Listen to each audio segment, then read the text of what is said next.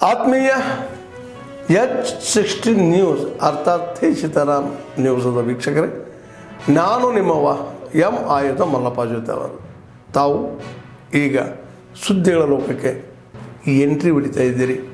ಈ ಸುದ್ದಿಗಳನ್ನು ಪ್ರತಿಯೊಂದು ನೋಡೋ ಜೊತೆಗೆ ನಿಮ್ಮ ಅಭಿಪ್ರಾಯಗಳನ್ನು ಹಂಚ್ತಾ ಇರಿ. ಯಾಕಂದರೆ ಈ ಸುದ್ದಿಗಳು ನಿಮಗಾಗಿ, ನಿಮ್ಮ ಬದುಕಿಗಾಗಿ, ನಿಮ್ಮ ವೈಚಾರಿಕೆಗಾಗಿ, ನಿಮ್ಮ ತಿಳುವಳಿಕೆಗಾಗಿಯೂ ನಿಮಗೂ ಗೊತ್ತು, ಜೊತೆಗೆ ನಮಗೂ ನಿಮ್ಮೊಂದಿಗೆ ಇದೊಂದು ಮಾತಾಡುವಂಥ ಜೊತೆಗೆ ಸುದ್ದಿಗಳನ್ನು ಬಿಡುವಂಥ ಕೆಲಸ. ಈ ಕೆಲಸದಲ್ಲಿ ನಾವು ನಿಮ್ಮೊಂದಿಗಿದ್ದೀವಿ ಅಂತ ಹೇಳ್ತಾ ನೋಡ್ತಾ ಇರಿ ಸುದ್ದಿಗಳನ್ನು.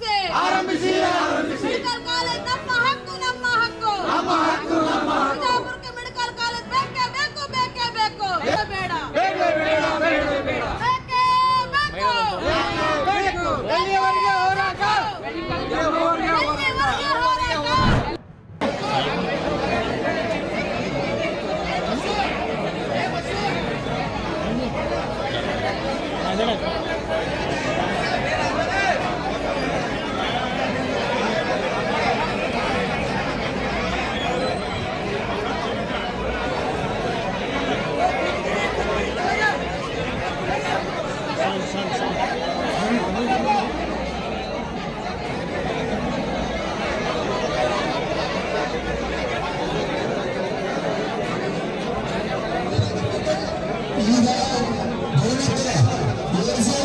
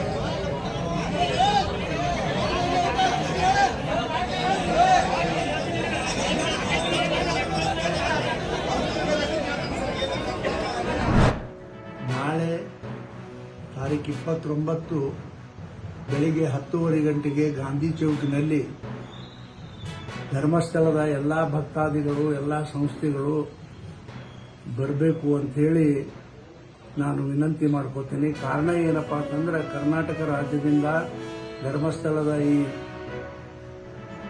ಈ SITಗೆ ಇನ್ವೆಸ್ಟಿಗೇಷನ್ ಕೊಟ್ಟಾರ. ಅದರಿಂದ ಸರಿಯಾಗಿ ಆಗೋದಿಲ್ಲ ಅನ್ನತಕ್ಕಂಥದ್ದು ಭಾವನೆ ಬಹಳ ಜನರದು ಆ ರೀತಿಯ ಅಭಿಪ್ರಾಯ ಅದ.